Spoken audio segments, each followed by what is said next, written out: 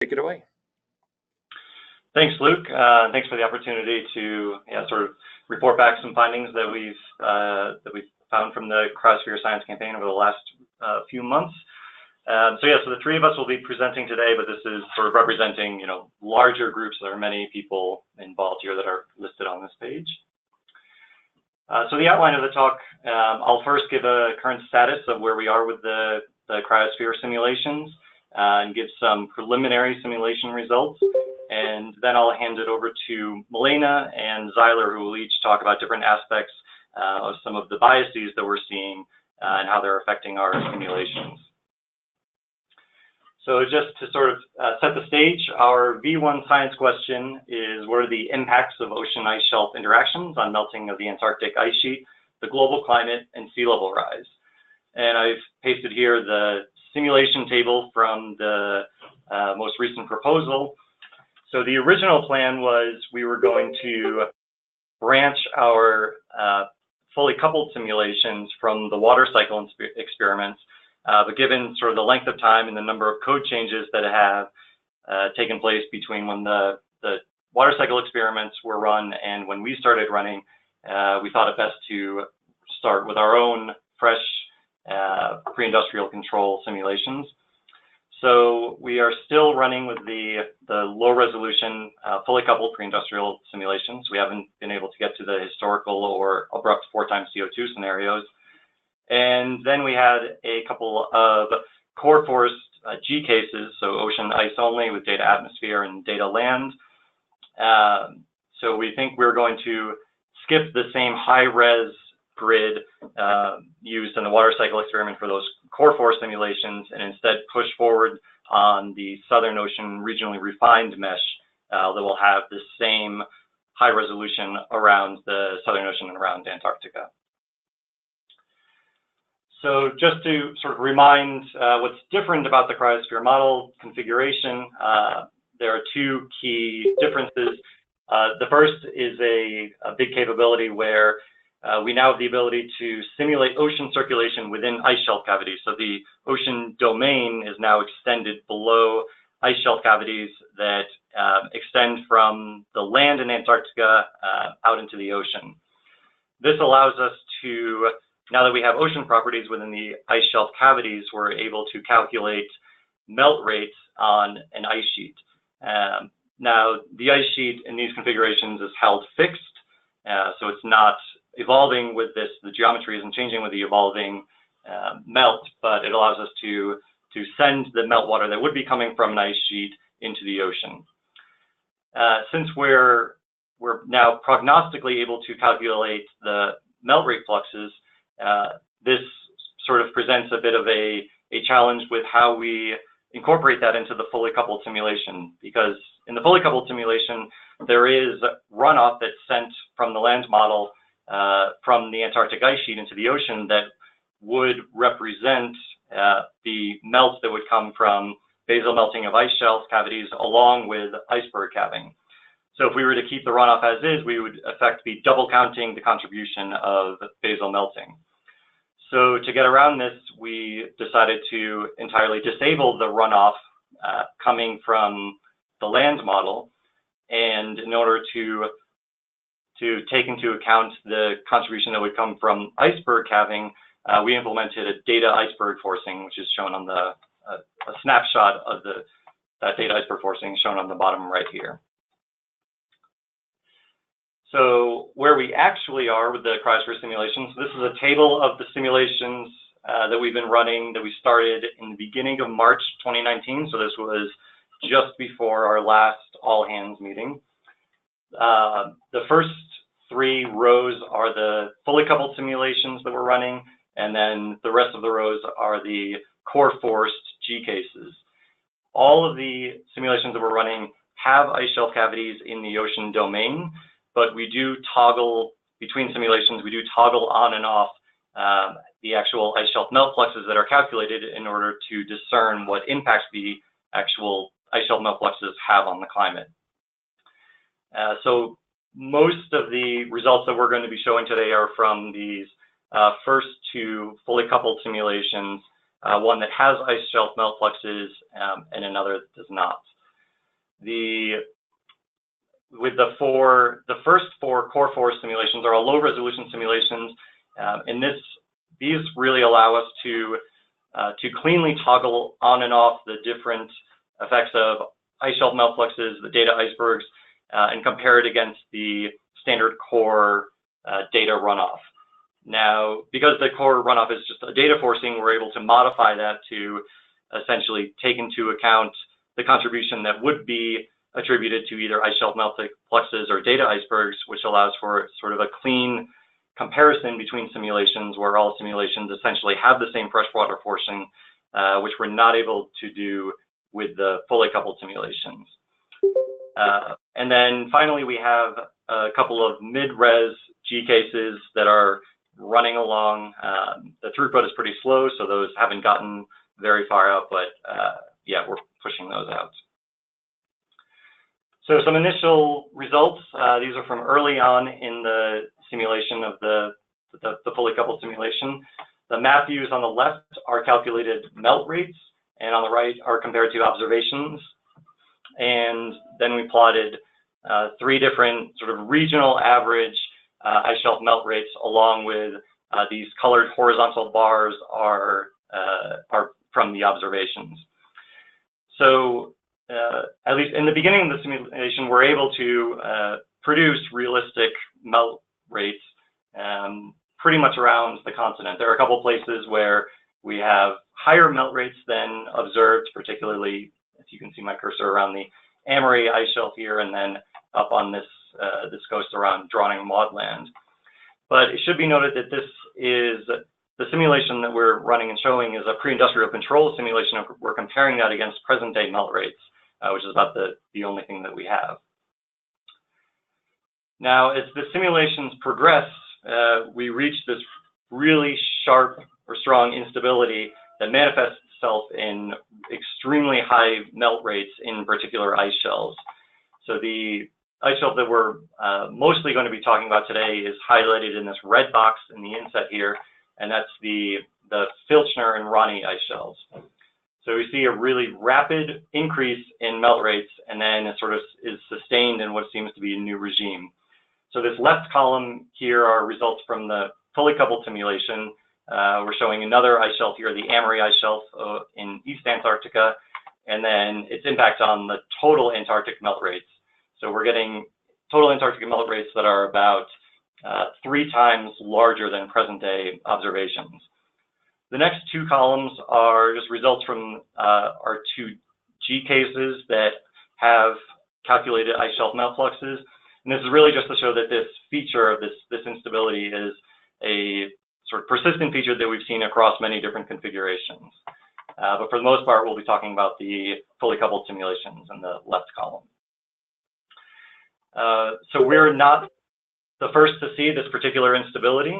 On the right, I'm showing a plot from a paper from Helmer et al. Back in 2012.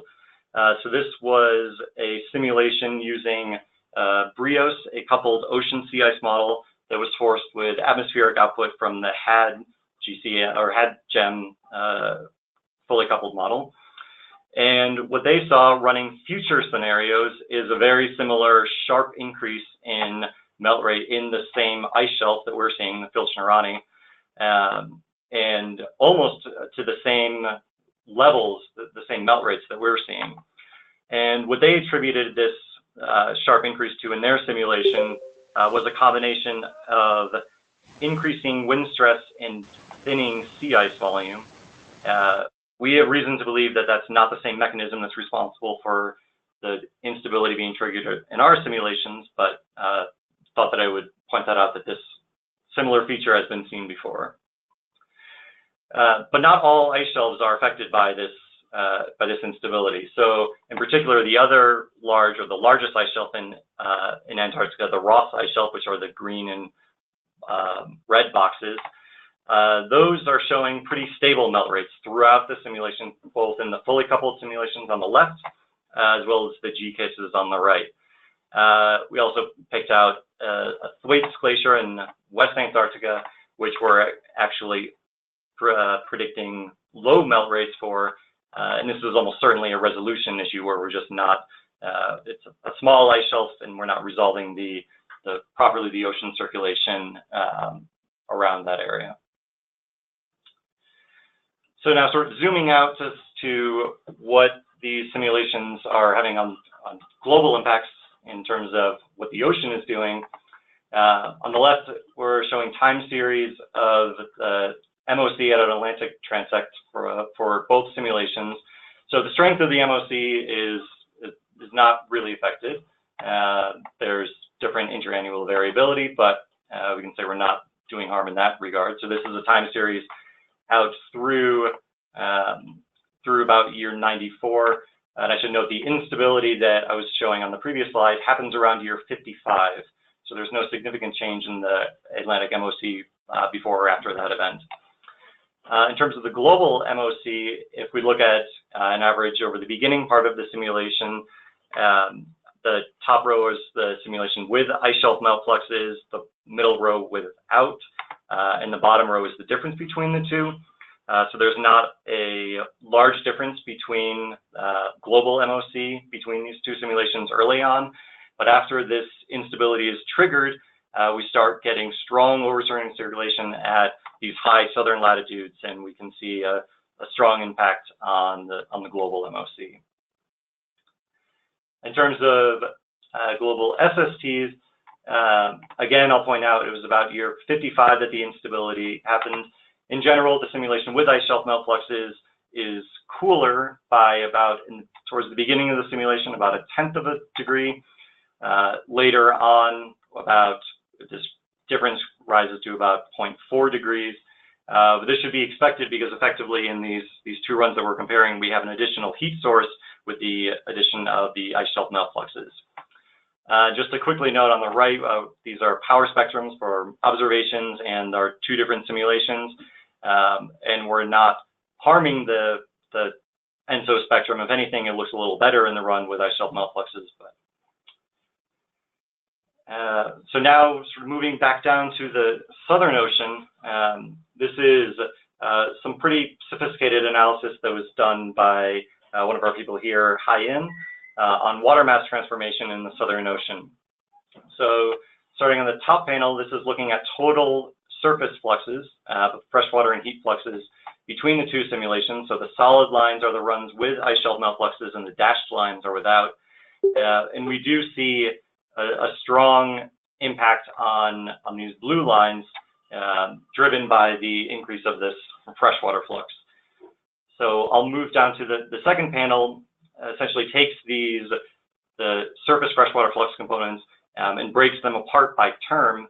And what we really see is that this impact on the ocean properties is having a strong impact on the sea ice.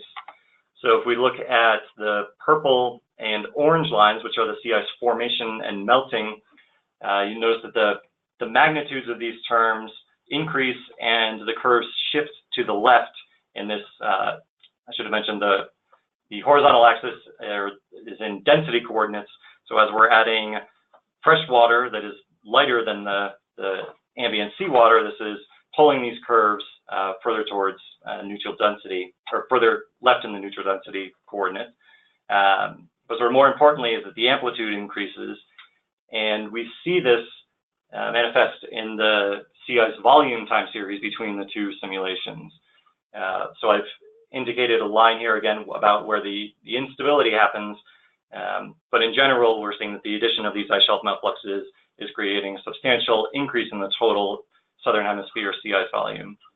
Now, we have reason to believe that sea ice itself is not a direct driver of the instability that I was referencing earlier, but that's not shown from this evidence here, but from other simulations that we've looked at. And now I'll pass it on to Milena. Yes, okay, so I'll start the part about looking at biases and processes in more details. So one of the first things that we looked at is stratification, cross-shore stratification in all around the Antarctica. And this is because this is important for cross-shelf water transport. So here on this panels, I'm presenting basically the results that we got from one, so that the high shelf simulation, low resolution simulation that Darin just presented. And this is this particular transect in the Weddell Sea. So the first column represents temperature at the top, salinity at the bottom. And then this is what we have from WO's observational data, okay? And then the last two columns are biases. So the first one is about the difference between the model and observations at low resolution. And the second column, the last column is the same bias, but what we see at high resolution. So this is the V1 high resolution coupled simulation that we have at the moment. So what you can see is that at high resolution, we are doing a decent job. We are basically able to simulate this slope, the stratification, which determines the slope current. But at low resolution, we have these two biases. One is a warm bias in the subsurface, which is especially evident near the shelf. And then we have a very strong fresh bias at the surface. Now, salinity is very important in high latitudes and in general when you have ocean temperatures below 2 degrees Celsius. And that's because salinity variations basically dictate density variations. So this is actually very a concern. And you can see it here. So there is a tapping, there is a very strong stratification there in the low resolution. So zooming out a little bit, trying to see if this is more of a general feature, and indeed it is for the Southern Ocean. So at the top, we see a comparison with the South Sea reanalysis data. So this is not observations, but it's an ocean model which assimilates observations. So that's the best estimate that we have for, and specifically for the Southern Ocean. So it's model reanalysis data, and that's the difference between the two. So, you know, taking this as with a grain of salt, but still we see that there is a very strong fresh bias everywhere. And I expect that this, you know, widespread bias will affect the warm bias that we were seeing here, because we, especially in places in the Weddell Sea and the Ross Sea, where you normally have more convection there, because if you have a very strong stratification in the surface, you're basically suppressing convection. And so you're allowing the subsurface heat to be stored at depth and just stay there. So now zooming out even more and looking at the global, we see that this is actually a feature. So in this case, this is global salinity. The top is the model, middle is observations, and then this is the bias. So you see that we do get fresh biases a little bit everywhere, maybe about the tropics, where we are doing actually quite okay. And I also wanted to show that this is not just a low resolution E3SM, you know, with the cryosphere simulation. We are having a similar problem with all of the E3SM low resolution V1 simulation. So this is a picture from the deck, and this is instead what we're getting at high resolution. So it's a much lower bias. It's not always negative. There are also places where it's positive. Okay, so we are investigating this bias at low resolution. We are trying to find ways to basically, you know, reduce it at least, and there will be at the end of the talk there will be a summary of what we are doing for this. But now I will turn it to Xylar, who is going to talk more about the subsurface warm bias and its effect on the cavities, on the melt rates. So Xylar, yeah, go ahead to the next slide. Yeah, perfect. So so Milena pointed out that there are important biases in salinity, and for a moment I'm going to take a look more at temperature. So this is the same so I'm not able to use my cursor because I'm not controlling. So I'm going to just describe things in terms of left, right, top, and bottom. So here on the left is a simulation with ice shelf melting, and on the right is without. And then the different panels from top to bottom are the E3SM simulation at the top, the same reanalysis SAUCY that Milena was presenting in the previous couple of slides, that we're using as a proxy for observations, since there are many places where in the Southern Ocean where it's fairly poorly observed. And then at the bottom is our estimate of the bias based on this reanalysis. And even with the caveat that this is reanalysis, it's very clear that there's quite a strong temperature bias, and it's in both simulations. So the ones with and without ice shelf melt fluxes. So we don't think it's related to the melt fluxes, it's something else. And we're looking in this case early in the simulation. So years 25 to 55 are being averaged in this climatology here. And what we're looking at, by the way, I should have said earlier, is that transect shown in black. So it's near the Filchner ice shelf and cutting through the Weddell Sea. And so this is, we have warm biases all around Antarctica, but this is one of the places where it's most noticeable and also most sort of detrimental to our simulations going forward. Next slide, please. So then in the same set of simulations, we're now taking a look at the top at the earlier period in the simulation that we just saw, and then later on in the simulation, so years 44 to 94. And this is basically after in the ice shelf, the simulation with ice shelf melt fluxes, we've basically seen this instability take place where we're ending up with huge melt rates compared to at the beginning of the simulation. Next slide, please. So we're going to focus in on a region close to basically on the continental shelf, close to the ice shelves, because that's really where the problem comes in for us. So at the beginning of the simulation at the top, you can see that with or without ice shelf melt fluxes, we're pretty cold. But later in the simulation, the one without ice shelf melt fluxes has stayed cold, but the one with ice shelf melt fluxes is now seeing that there's a pool of warm water that's ended up on the continental shelf. And it's not quite shown in this transect, but it actually goes under the ice shelf as well. Next slide. So this is the same simulation, same periods of time, but now we're looking at the temperature at the bottom of the ocean. And so basically this is the one with ice shelf melt fluxes. And what we can see overall is basically that the continental shelf is warmer than it should be, both early and later in the simulation. So observations are shown on the right-hand side. And basically you can see that in many places it's vastly too warm, and in some places it's still warmer than it should be, even when it's warm around the continental shelf. Next slide, please. So focusing in on the Filchner, the Ronnie Filchner ice shelf that we've been talking about so far, this is where we basically see the largest change later in the simulation, where this warm water starts to encroach not only onto the continental shelf, but under the ice shelf. And that's how these large melt rates occur. Next slide, please. So one of the things we looked at to try to understand this a bit better is effectively the heat and salt content of some different regions around this ice shelf.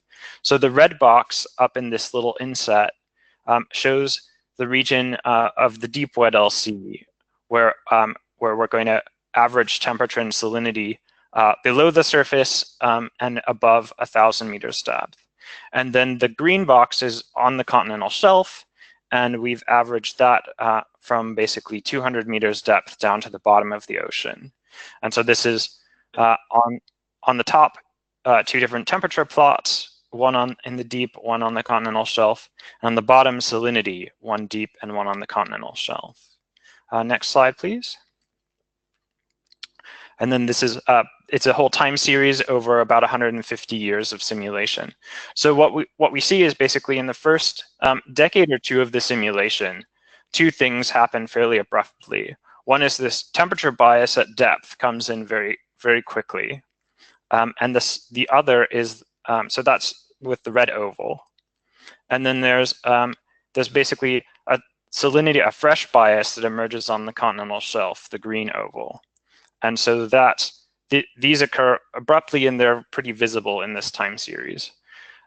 There's not really a corresponding abrupt change in salinity at depth or temperature on the continental shelf.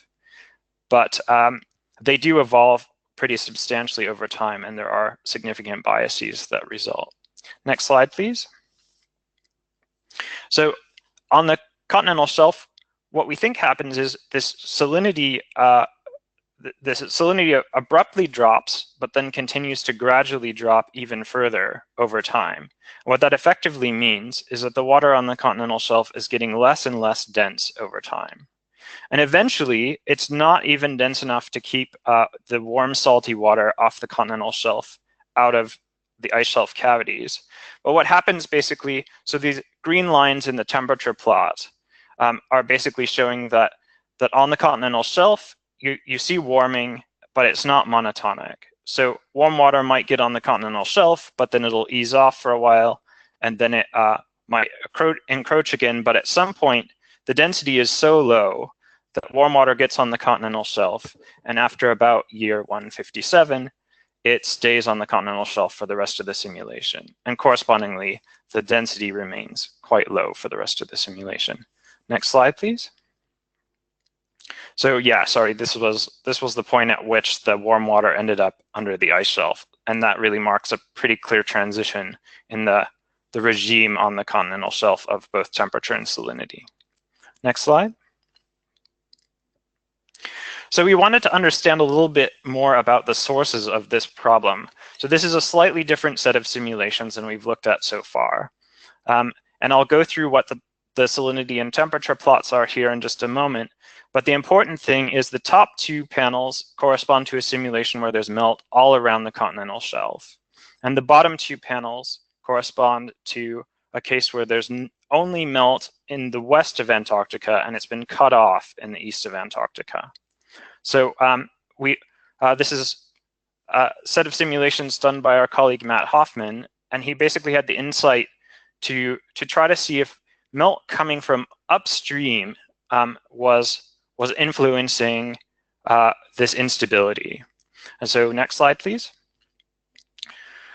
So what these different Hofmahler plots are showing is along the x-axis we have time in years, and along the y-axis we have depth at a specific point. And that point is shown, it's just a point, but it's covered by that black circle in this diagram. And it's outside of the ice shelf cavity, but pretty close to the ice shelf, specifically the Filchner ice shelf, where this melt instability first takes place. So in the top simulation, where we have melting all around the continent, we see basically that warm temperatures encroach on the continental shelf periodically. And then later in the simulation, so it happens a lot later in this particular simulation than in the cases we've been looking at earlier. But around year 90-something, 95 or so, you get pretty much a permanent state of warm water and runaway melt under the ice shelf. And you can also see that the salinity has decreased over time in the simulation, and you've ended up with basically fairly low salinity at the surface, and then high salinity at the bottom, so very strong stratification overall in that simulation, and it just becomes very strong toward the end of the simulation. Now, what he found is that if you shut off melt in East Antarctica, basically you can once in a while see a little bit of encroachment of warm water onto the Weddell continental shelf, and that's consistent with observations. But you never get the instability, and that warm water just never persists on the continental shelf. And correspondingly, the stratification, so basically the difference between freshness at the top and saltiness at the bottom, never gets as extreme as it does in the case with melting in East Antarctica. And there's certainly reason to believe that the melt is far too strong in East Antarctica, and that may be feeding into this region and causing this runaway instability. So that's basically something to look at, basically a way to approach at least one aspect of this bias going forward. Next slide, please. So one of the things that Darin had mentioned early on is that we were concerned basically that sea ice might be involved in triggering this instability. And part of the reason for that is that had been theorized as part of this, this other paper where they had seen this same kind of instability take place. So we took a look at sea ice properties around the same point. So this black dot that I'd seen in the previous slide, now we're looking at sea ice properties in that region.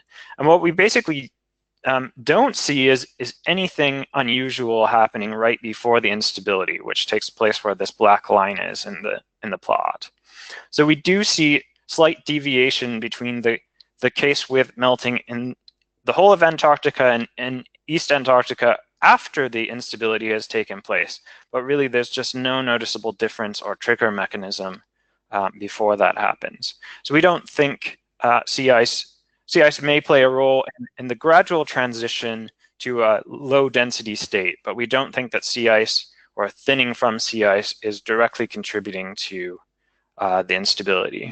And indeed, we don't see thinning of sea ice over the simulation, so there's no reason to think that would be true. Next slide, please. Okay, so we've kept you long enough for sure, so we'll conclude with first what we're doing to address the biases, and then sort of a more general idea of what is happening going forward. So there's a lot of text on this slide. I'll try to hone you in on some of the important details here. So we're looking at especially the salinity bias, but also the deep temperature bias, trying to figure out what ocean processes might be involved, secondarily what sea ice processes might be involved. And one of the first things we are looking at is different types of ocean mixing, both vertical and horizontal. And so we've been doing various types of sensitivity studies and also studies where we sort of add or remove certain processes. And so we've looked at the Gent-McWilliams parameterization of horizontal mixing in two different ways. So what we've looked at so far is basically changing one of its parameters. What we're starting to explore is adding variability of that parameterization with depth. And then Luke has done a parameter study looking at a whole bunch of different parameters related to the vertical mixing scheme called KPP. And that's still ongoing, but it shows that certain parameters potentially can help to alleviate parts of this bias, but they're not like a silver bullet. So the investigation definitely continues.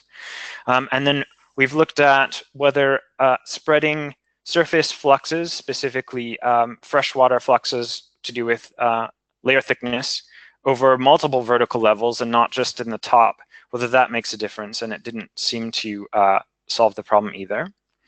There's a second part of the Gent-McWilliams parameterization, ready mixing, and that isn't currently in the ocean model, but there are plans to add it, and we have reason to think that might also help to alleviate the bias.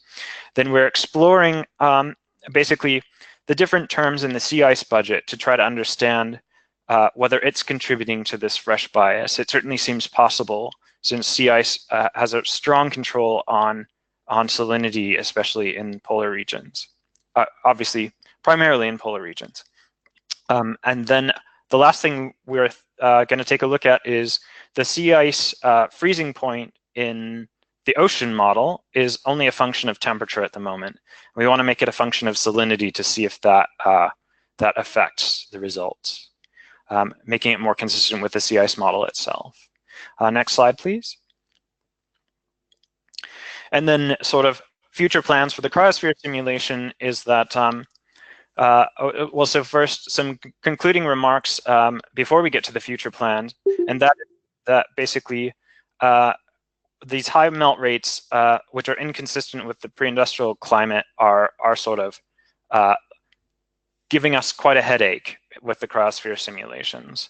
And part of the reason is that the melt field is a field of primary interest for the cryosphere campaign. We want to know about melting ice sheets, and if we can't simulate one of the fundamental forcings on the ice sheet, it's very hard to move forward with, coupled modeling and sea level and so on, that are the focus of the cryosphere campaign. So it's impeding our progress to be able to really do a credible historical and future climate campaign, which is part of the reason we're so focused on these biases at the moment. So as we've said, we've seen a Southern Ocean bias. Basically, it doesn't seem to be directly related to ice shelf melting, and it's also present actually throughout the globe, but has the most effect on our particular campaign in the Southern Ocean. And we think it's facilitating conditions that trigger this melt instability under the Filchner-Ronne ice shelf and elsewhere, but especially there. So we're actively working to understand and try to mitigate the bias on a bunch of different fronts. And the hope is that basically by being able to mitigate the bias a bit better, we can now start to move forward with historical and future climate scenarios. One of the things that's quite promising is that high resolution, as Milena showed, seems to alleviate a lot of the worst aspects of these biases. So we're working very hard right now on developing a Southern Ocean refined mesh so that we can, at reasonable cost, can basically put high resolution around the Southern Ocean and see if that will alleviate some of these biases, especially in that region. Thanks very much.